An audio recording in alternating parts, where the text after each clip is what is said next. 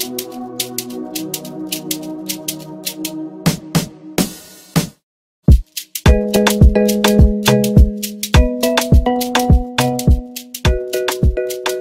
and welcome to Kosher Talk with Linda.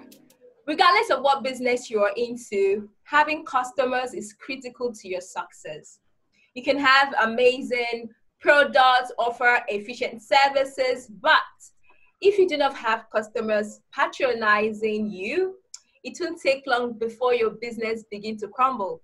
Unfortunately, lots of small and medium business owners poorly manage customers. They poorly manage their customers. However, efficient and effective customer management and managing their complaints is a positive move for your business. Now, the big question remains, how can small and medium business owners efficiently manage customer complaints? Okay, and that's a question we'll be answering today on Kosher Talk with Linda. And joining me to do justice to that question is Euphemia Nwamaka. She is a food and digital content curator, and you can join her and actually see what she looks like outside here on her Instagram handle at Sweet Another Cuisine. Welcome to the show, Euphemia. Hi, Linda. Thank you for having me. You're welcome. Okay, I also have Levi, Wisdom Levi. Okay, he's a photographer with Wizpromedia Photography, a photography company based in Nigeria, Africa. Yeah, they are one of the best photography. Their photographs are one of the best I've seen so far. I'm not even hyping them right now. Okay, check them out at Wizpromedia on Instagram. Welcome to the show, Wisdom. Yeah, thank you so much, Linda. Thanks so much for having me here. You're welcome. My name is Linda. Do not forget to subscribe to this channel if you haven't. Like and share this video. Yes. So I'm going to start up with you, Euphemia. Okay, tell us about what you do briefly and what kind of complaints you've had so far. Okay. Hello, everyone. My name is Euphemia, and I direct projects for SDGs. I also curate content for food and businesses. I run a food brand we call Sweet Ender. So basically, the complaints I've gotten from my fellow entrepreneurs are complaints of having abusive clients, clients who don't want to pay, clients who don't come back after buying for the first time. So, and here we'll be addressing them if Linda allows me. Definitely. Oh my goodness. Definitely. That's what we are here for. I'm going to allow you. Oh, why would you say that? Okay, so to you now, Wisdom, tell us about what you do briefly so that we can understand you. Okay, thank you so much. My name is Levi Wisdom. I'm a photographer into event documentary, video, and studio portraits. I'm more of like event and portrait photography. Nice. Thank you. Wonderful. Okay, Euphemia, you talked about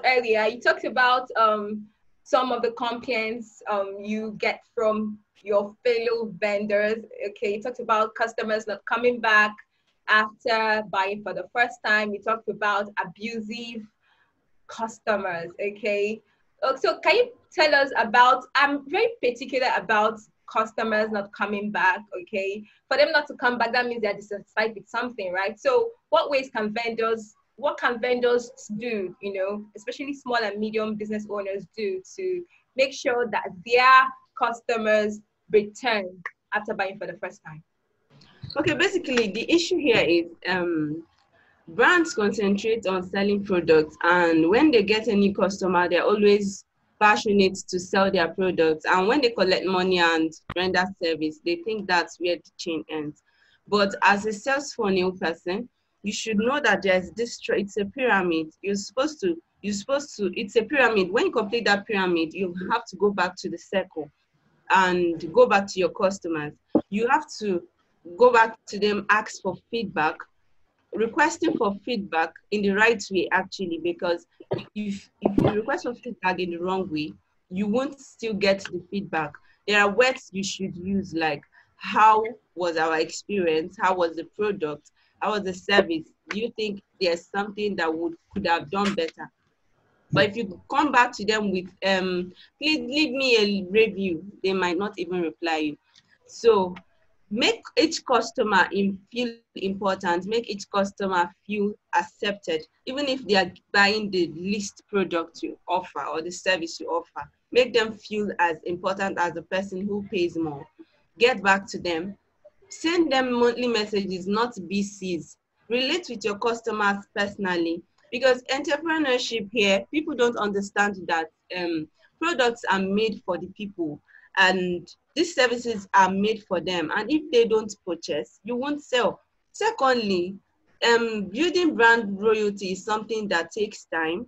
People need to understand that too. You can't come out and expect that you would stay.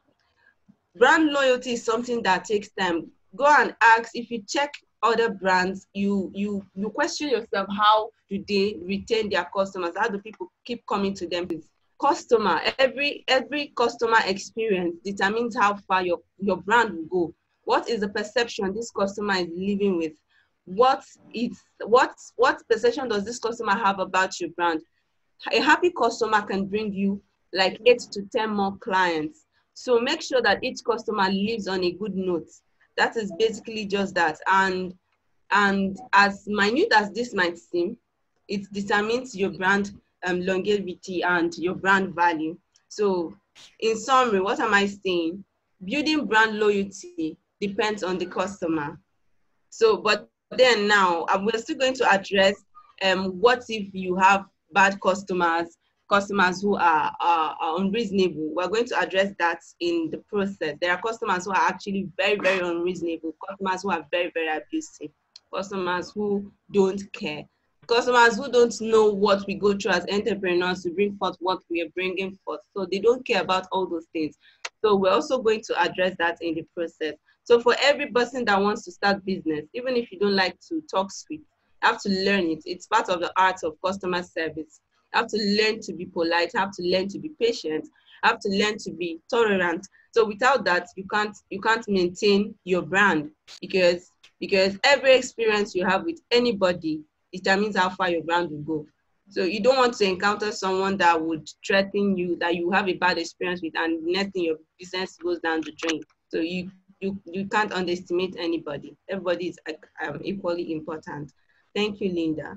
All right, interesting. You actually touched a wide range of complaints and things vendors and business owners should do. But it brings me to one other question I would like you to touch and answer me before I go over to Wisdom. Okay, you are operating in a bustling city like Lagos, for instance, okay, where deliveries can be delayed for whatever reason, like small shower of rain, cars can be stuck for hours on the road. Okay, so that brings to mind my next question. So what would you do when customers complain of delayed deliveries? Even big brands. Now we're talking about small and medium business owners, right? But even big brands, what would you do? What explanations can a small business owner out there give a customer for late delivery? Okay, sincerely, most small businesses, the challenge they have is logistics. That's delivery. Their product and service may be excellent, but delivery is an issue that we need to solve in Nigeria.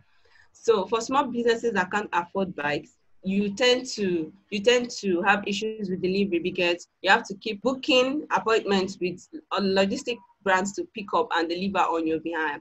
And these brands, most of them don't even carry your brand vision. They don't understand your brand value. And what happens at the end determines if the customer will come back too, because this person might be in a hurry to deliver, and the person's perception before your own client becomes horrible, and the client doesn't know the person, doesn't care about who delivers. The client knows your brand name. It's your brand identity, so that the person knows. So what happens now when you have an order that I've actually had such horrible experiences. I wake up as early as 4 a.m. Make sure that my meals are ready by 9 a.m. and you book logistics like 12 hours before. Come at 9 a.m., pick up these meals and deliver to the client. I want them to get it at least 11 a.m. No matter what happens, no matter how bad traffic is, let them get their meals at 11 a.m. That is why I make it 2 hours before. Then you see them turn up 11 a.m. and they go back to do other deliveries as if you are not important, and they deliver to your clients at 3 p.m. My dear, what do you do? Like, I found myself in a situation where I had to change delivery every week. I keep changing company. So my question is, how can you explain to such customer that, this is not your making, and retain that customer? Because customers retention is very important. So how can you explain to that? How did you explain to that customer? Because obviously it's not your fault, right? I personally have experienced such. Like, you need to see. The delivery guy, I ordered something from a high profile hair brand, and the delivery guy had to, like, he didn't even, I could be an imposter, trying to be who I'm not. He didn't even confirm. He just gave it to me and zoomed off. It was weird, okay?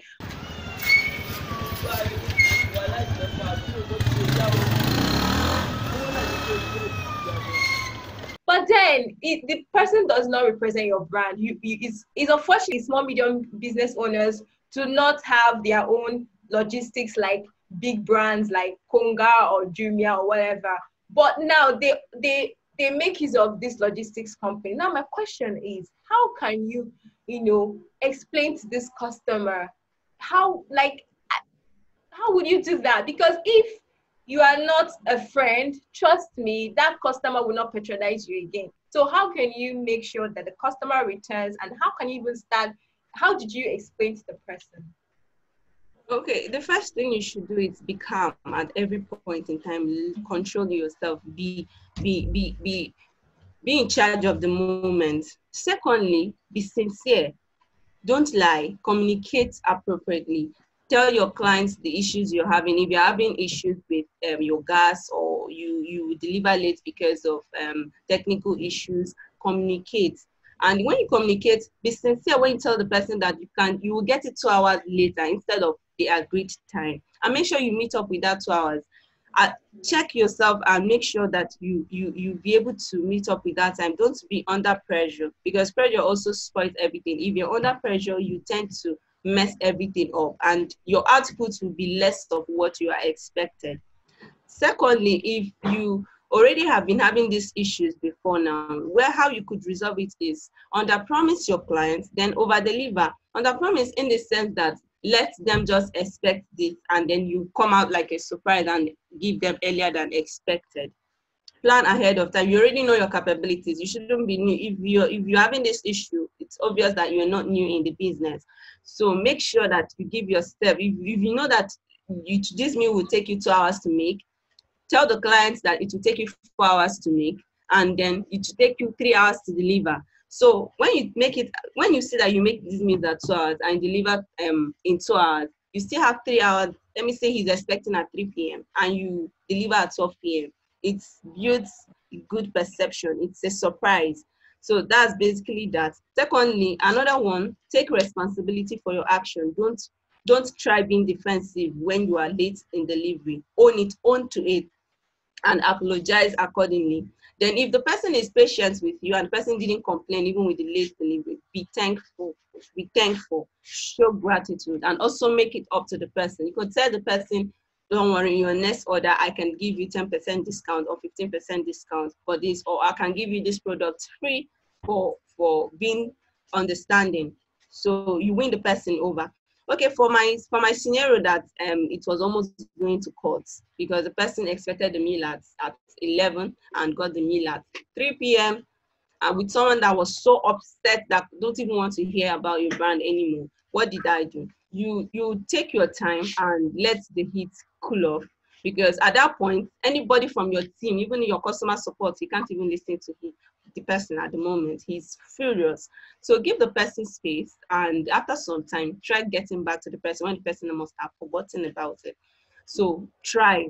Some might block you and won't want to communicate with you. It is still fine. But you already have the address and all that. You could like maybe send them a surprise package to tell them, to show them that this is not how it used to be.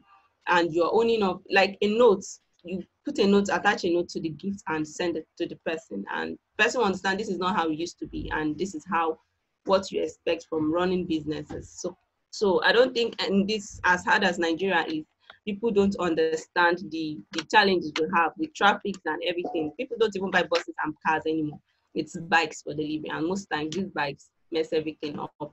But we as food vendors, we learn every day. We learn in our packaging, we learn in our sealing, we learn in our covering, we learn everything. We try to adjust according to the situation of the country. So I think with this, I have answered your question. Yes, you have. I mean, I definitely, the person needs to communicate, the person needs to under promise, and then try to take responsibility and show gratitude, right? Interesting. So I'm coming over to you, Wisdom. Yeah, you've done much of the listening so far, but now it's time for you to talk. So tell me, you are in a photography business, and I see some situation. I think I'm guilty of this. I may be, but I don't know. So customers want to come and take pictures ASAP, like now. I don't care what you're doing. Take my shots. I need to get going. My cab is waiting for me outside. I have an appointment, whatever. So how can how have you been able to tell the customer, please calm down? I don't know whatever you tell the person, but how can you be able to tell the customer to wait for his or her turn and then take these shots and then like the photographs? Tell me about it. Most times in this business photography, we work via bookings. Oh. Most times people don't just badge in, and other times if it happens that you badge in, if there's someone there, we do give you tags, like you give you number. If there are many people, you get, this is Nigeria, everybody's in a haste. But you get to understand that in as much as you are in a haste going somewhere, that person that is there before you is a very important personality, just like you. Every client is important, you get. So what happens is, if you badge in immediately, most times people that do come, they have seen our works, you get. And if you send us DM on IG or email or something, you do fix appointments, you get. And if you come, if you have appointment with you already and we are shooting someone when you come, we try to tell you to calm down, that in few minutes we'll be done with them, then you enter the studio. I get me. So we try to build it in a situation whereby you have in mind that even if you come or anything happens, at the end of the day, your picture will be very, very fine and beautiful. That is the thing. Okay, interesting. So that brings to mind to another important question I want to ask you right now. So discount. Everybody likes discounts. I like discounts, but sometimes some of these discounts, people are asking it at a very wrong time, right? So how have you been able to, tell a customer, see, we can't afford to give you discount at this point in time, okay? Because some returning customers feel that you should be able, I take 100 pictures. You're entitled to discounts. Exactly. They feel they're entitled. I take 100 pictures, you need to give me discount. Or I've been snapping picture with you from 1999 and this is 20. I feel like I need you to give me, immeasurable discount. How have you been able to explain to your customers that, we can't do this discount right now. It's inconvenient for us as a vendor, as a business owner, to do this discount? Okay, thank you so much. First and foremost, all of us are human beings, and this is Nigeria. Like what I do personally, if you come to me after shooting you, you insist for a discount. Customer relationship is very, very important. One of my boss told me that you don't argue when you are talking with your clients. Don't try to win the argument. Try to win the money. You get. So when it happens that you want a discount, I can sacrifice one or two things, provided that client is happy and good. Just like what she said, Euphemia, when she's happy and went home very happily, there's every tendency that she sent 3 more of her friends to come over. You find out that you have been able to recover the discount you did from her, you see. But if you persist and insist that you won't do your discounts, then they will still end up paying it. But at the long run, they might still tell their friend that this person is street or something. Okay. You talked about, go and invite. I've seen some customers, you give them discount. They'll go and tell their friends that discounted price and not the original price. Some people are that, I don't want to use the word dumb, but the people are not that nice. So what would you do in that kind of situation? In kind of situation, when I give you a discount, okay, for instance, like ask me, how much is this? Like, this is 1,000 naira, or this is 10,000 naira, or this is 20,000 naira. I tell you how much is this. Then when I tell you it's 20,000 naira, you insist on a discount. I will not tell you, oh, yeah, bring 18,000, bring 15,000. I will say, okay, let me give you 5% discount. You see, these two things is a different ball game. When I give you a 5% discount, I say, let me give you a 5% discount. Then you tell me how much is it. I say, let me calculate it. When I calculate it and tell you, you find out that is a discount I give to you, not the normal price. You get? But when you come and ask me how much is this, I tell you 20,000 naira. Invariably, you're trying to say that vendors or small business owners should make use of percentages instead of saying, okay, I'm giving you 18,000, just say 5%. Yeah. That's what I do personally, and it has been working. So at that very point, you try and give the client a discount. You say, let me give you 10% discount. And the funny thing there is, I had this scenario that after giving them 10% discount, I started with 5% discount. I said, okay, let me give you 10% discount. They just insist that this is what they can afford. Then it's left for you to know if it's what you can do. If it's not, you can quietly ask the client to go, because I believe that not everybody can afford you. And what's most important is, if you've been able to get a good services, you get some clients, when they want to refer you, they'll tell you that that guy is good, but he is expensive. You see that word, he is good, but he's expensive. They don't want to listen at that expensive. What their interest is, he is good, then they will come over. Okay. So thank you so much. Okay, so what you've just said is you can give discounts if you can give. So if the person can be able to, get some customers for you, or you can let the customer go, if the person cannot afford it. Okay, Euphemia, to you right now.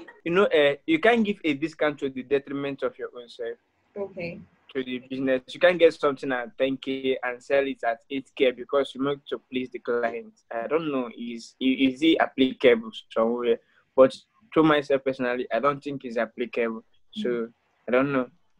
Okay, so over to you, Euphemia. So tell us about how you handle customers who insist on discounts. Okay, basically, when customer insists on discount or it feels entitled to discount, you don't try reason an argument with them. You be calm and nice. You be nicer. Be nicer, then project your benefits and your value to them. So don't project your product and service. Rather, tell them what's the benefits of that product and service to them. So people tend to go to things that they feel values them more. Let them feel they are cheating you. Let them feel like that you are the person at loss. So why you sell your products and service. So secondly, find out the reason why they need a discount. If it's something they want that you can do, you could offer them a discount. But offer discounts at a particular time. You can't keep offering discount for every of your services. All the time the customer says, I want discount, that you give the person discount. If it doesn't work out with you and you check your pricing, food pricing, and you'll be at a loss, you kindly decline with reasons, or perhaps give them an option. Let me say you have a pack of food with prawns and shrimps that cost 3,000, and the customer insists this is what I want. You can offer the person the same meals with maybe hot dogs and other veggies at the price the person wants, and keep your shrimps and your prawn. So the person might want to go with the option since they both look similar, but you know the ingredients you're using to make the two, and you still keep that customer. And you could tell the customer, I will give you a particular percentage if you're on your next order. Don't worry, I'll give you free this or free that.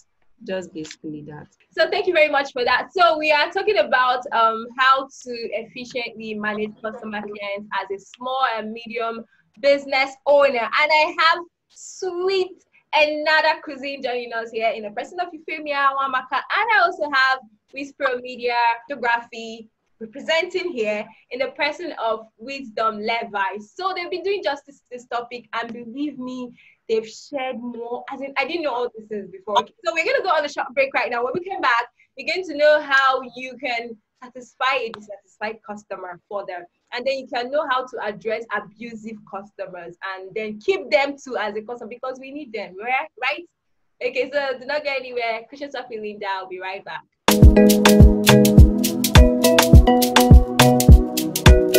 Thank you for staying tuned. You're watching Kosher Talk with Linda, and we're talking about how you can effectively manage customers' complaints as a small, medium business owner. And I have Sweet Another Cuisine and Wizpromedia Photography today joining me on the show and telling us from their years of experience how they have efficiently managed customers' complaints. And so you can also learn, and so I can also learn, right? So we are going to go over to, whenever I go on a short break and come back, we do this game, right? So to ease off the tension. It's not like you guys are tense anyway, but to have some fun. And so today, I'm not going to punish anybody. I think this is the first time on the show I'm not going to be punishing anybody. So I'm not going to punish anybody if you fail, but you have to tell us a lot of things about you. So I'm going to start off right now. Betty Butter. Okay. Euphemia, it fell on you. It fell on you. Ladies first. Okay, it's not about ladies first. I just want to start with her. Okay, you have 15 seconds to tell us 5 brands that inspire you. Tell us 5 brands that inspire you. Time start. Foods.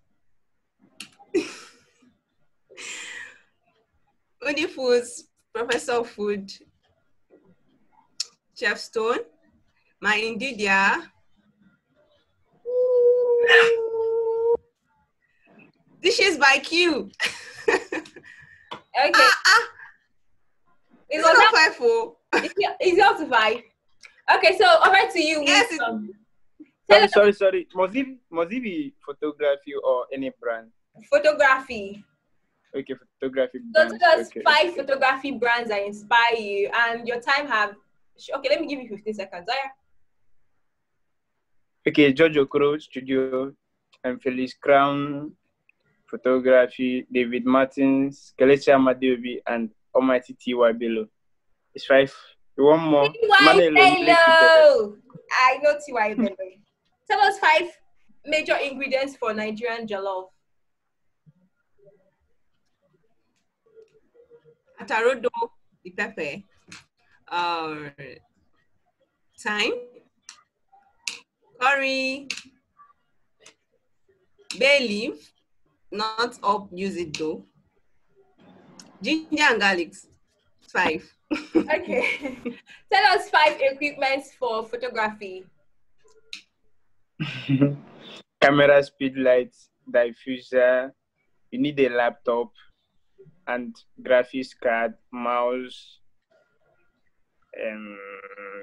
then in background. It's okay. Okay, so tell us between small chops and main dish, which do you prefer? Small chops. Okay, just tell us 5 things you can see in a small chops. Ingredients in small chops. Yes. No. Okay. 5 things that make up a small chop. Oh, all right. Buns. Sorry, puff. Samosa, mosa, spring roll. Then protein. Any protein of your choice. Gizzard, chicken, beef, turkey, anyone. Okay, so tell us which do you prefer? Landscape or portrait pictures? Portrait. Okay, tell us 5 things that you need to have to either you need to do or the customer needs to do to make a very good portrait picture.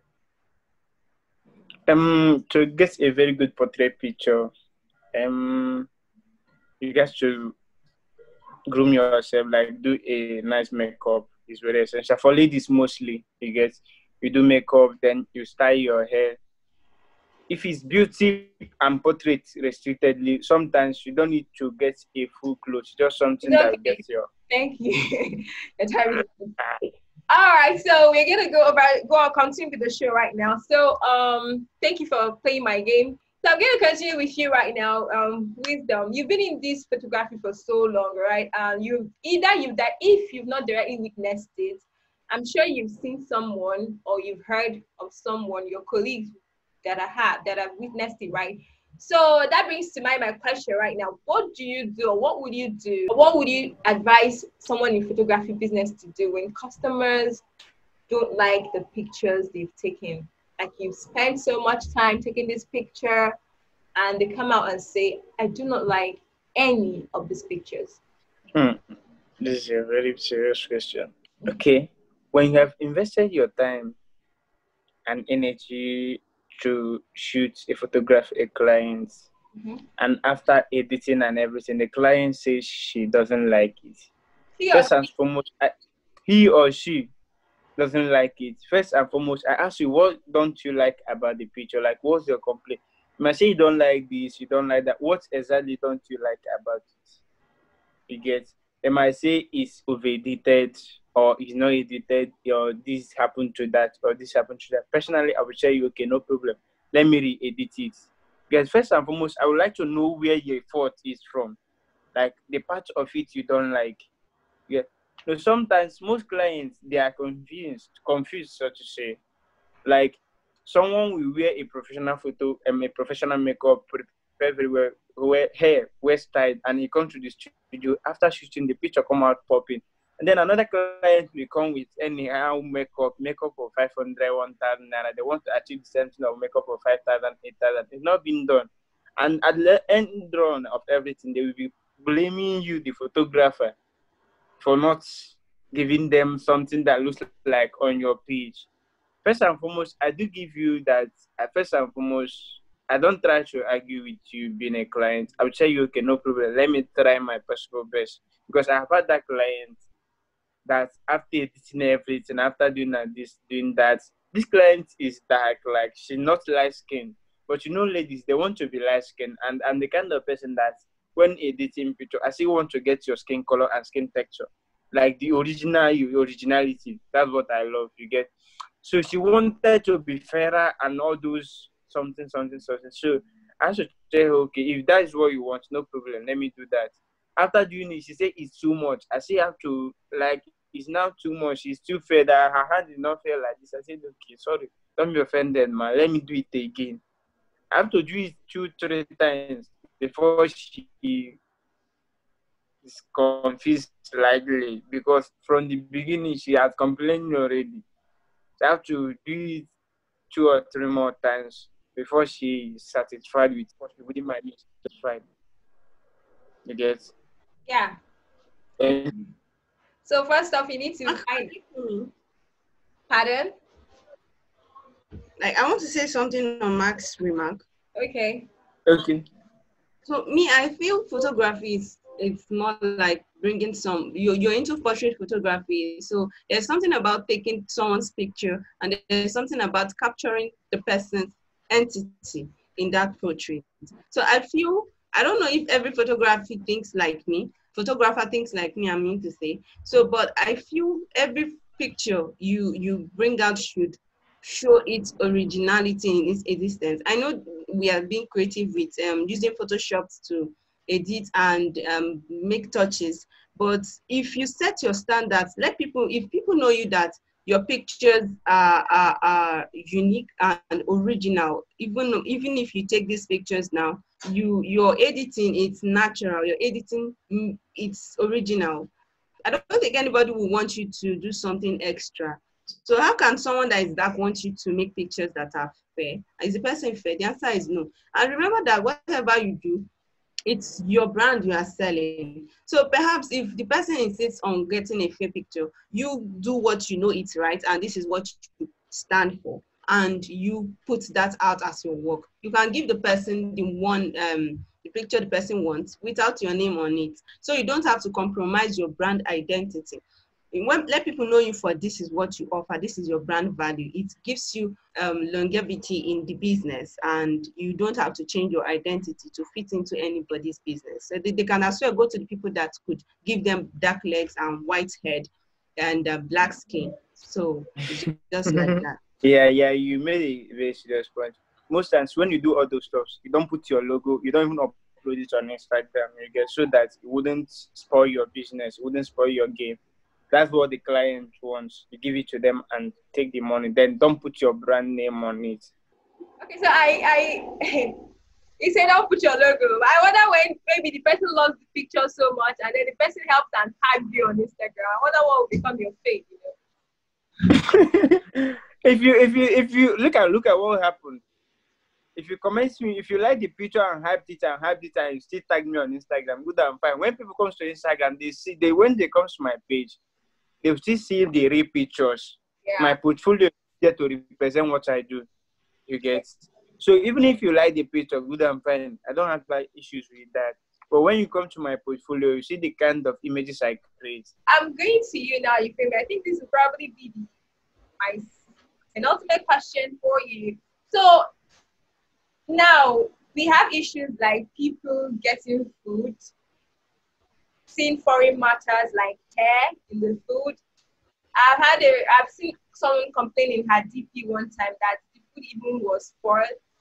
I mean, how can you convince your customer? I mean, this is not particular to you, but I have seen a friend who has uploaded such thing. Although she didn't mention the name of the person, but she was utterly disgusted and dissatisfied. Okay, so what would you do in that kind of situation? Now, the person said, I saw hair in my food. So the person is not lying, right? So probably it's the vendor's mistake because most vendors can be careless. Okay, so what will you now do in that kind of situation to make sure that the customer is satisfied? Wow.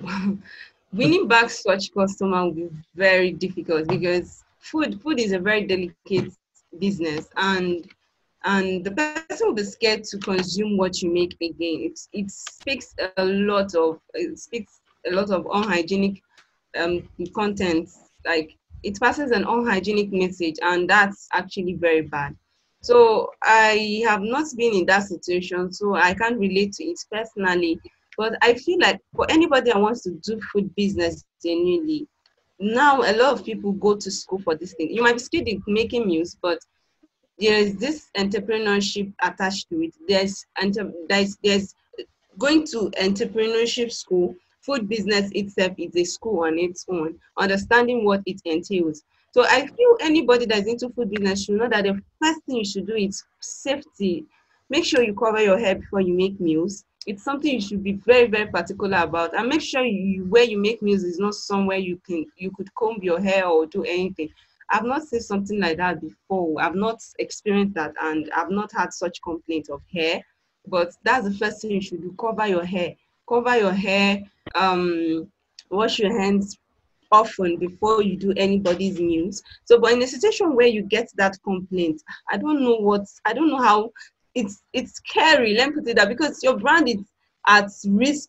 So, but one thing I think the person can do is to be careful, not to allow that happen next time. 1, 2, own to it. Like I would always say, don't deny things like that. But what of in the situation, Linda, where this customer wants to set you up, and what of the situation where you maintain food hygiene and this customer calls to talk about hair, and you know that deep down this might be true and this might not be true. So how do you handle such it? Because some customers, actually, you don't know these people. What if this customer wants to set you up? So what we do is, from production to delivery, we take records. We take record, document every communication. Most times I don't even call my clients on phone. Even if I'm going to do that, I record our call conversations. I record our chats. I do more chats than calls. We communicate via text, something I could make screenshots of, because chats can be manipulated. Calls can be manipulated. So keep document your chats, document your calls.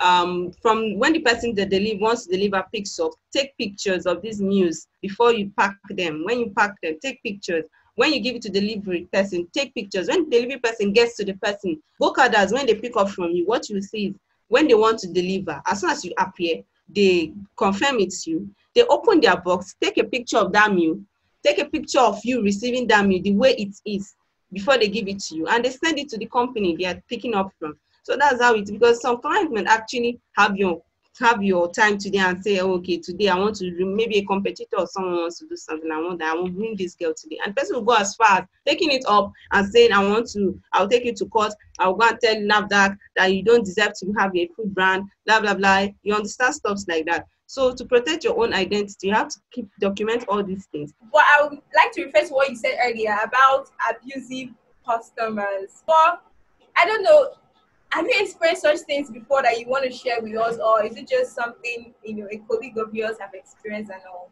So how do you handle these abusive clients? That's like I said, document every conversation. Don't trust anybody. That's just basically that. Be nice, be polite. Document. Some clients can actually be very manipulative. Document all your chats, document your dealings, your transactions, make screenshots of them, keep records of them. That's why businesses, you can't run. You have to document everything. You have to have someone that assists in all these things. They don't have company policies like refund policy, return policy. They don't. So people could use that against you. And you just might imagine making a transaction of 60,000 naira and someone asks for 60,000 naira refund and you've already spent 40,000 naira in production. So what are you supposed to do? Have a refund and return policy. It should state how it should go. If the person cancels the order maybe like a day before when you've already spent 70% of the money, how much is the person entitled to? And can the person pay you for the money spent and the expenses made? So it should be your right. So before you go into those transactions with people, you should be able to let them know that you are serious with what you are doing. When you are serious, people will take you serious. You've already mentioned having return policy, being able to have documenting your charts. So I want you to add, what other things can you add so that small mid-business owners out there can actually do them to ensure their customer service is efficient and running? Just okay. Before we run. The truth is most people just come, design logo, design graphics, and start sending VCs. The truth is business is beyond that. So business is beyond that. There's what we call external and internal structuring of business. It starts from you, yourself, your team. And before people start seeing what they see externally on social media platforms, what do your brands uphold? So what are you teaching your brand? What do they know about your brand? What you keep telling them is what they carry along. So even in your absence, they could actually do what you do. It starts from the internal. Work on your team, work on yourself, work on your output before people start seeing what they see. So if you have your team saying the same thing, even in your absence, they could carry you along. They could do more than you expect, because that is what we call brand identity. You understand? So I think the external and internal structure is very, very important. Some brands are not organized. I wasn't organized too. I started mine without guide, without experience, without mentorship. So, but as time goes on, I'm really happy for the bad things that happened and the experiences I learned from the process, because I don't think at this point I want to see any business that wants to start make mistakes. As long as if you involve me, I will put you through the processes and things you shouldn't do or the things you should do to be able to stand out in the market. So that is actually something I'm passionate about now. She have said it all, though. Like, most importantly, try and document everything. Like, at this stage, at this point in time, for instance, if you book me to document your weddings or something, you have an agreement, you have written agreement that you have to sign. This is what you are getting, this is what you are going with. So that at the end of everything, nobody will start saying that this is what I requested, this is what I didn't request. Anything you request from the beginning will be written down and putting in a document, agreement, then you sign, then I sign too. So everything should be documented. Like, if you hit me up now on Instagram or you call me, I tell you, send me a WhatsApp message. Most times I don't like Instagram message. You know why? Someone can send you Instagram message and unsend, and there's no any sign. Like, it will look like nothing was being done. But if you delete WhatsApp message, something will indicate that something was deleted there. You get? So most times, or you send an email. Email is mostly the best. But at this point, most people like WhatsApp messages. So if you call me and tell me you want to do this, you want to do that, I will tell you, can you send me a WhatsApp message? Let me send you our packages. So first and foremost, document your work, your crafts, everything. Then secondly, build on your crafts, like work on yourself. You get, try to work on yourself to bring out something nice to the public. Most important, everybody's looking for the money, but at a stage, at a point in time, forget about looking at the money. Try and invest money to build on your craft, to build your brand. Thank you. Okay, I like the part you pointed out, the social medias to use to take orders. I mean, it's very important. We think it's everything that we can actually take. I see most business owners, they say, send me a DM, send me a DM. I wonder. Anyway, it's interesting you pointed that part out. So, guys, that's much you can take today on the show, Kosher Talk with Linda. And we have efficiently, talked about how small and medium business owners can handle customer complaints. So if you have any more complaints you think that we didn't really touch up very well here, I think you should feel free to contact at Sweet Another Cuisine or contact at Wizpromedia. Okay, so you can contact any of them, okay? So they can put you through. They've been in this business for so long, for as long as I've known them, and if they can't, they'll refer you to their mentors, okay? So feel free to get in touch with them. My name is Linda. Do not forget to subscribe, like, and share this video. Like, come your way next time. Keep watching. Kosher Talk with Linda. Thank you, Euphemia, for joining me on the show today. Thank you, Linda, for having me. And thank you, Wisdom. Thank you so much.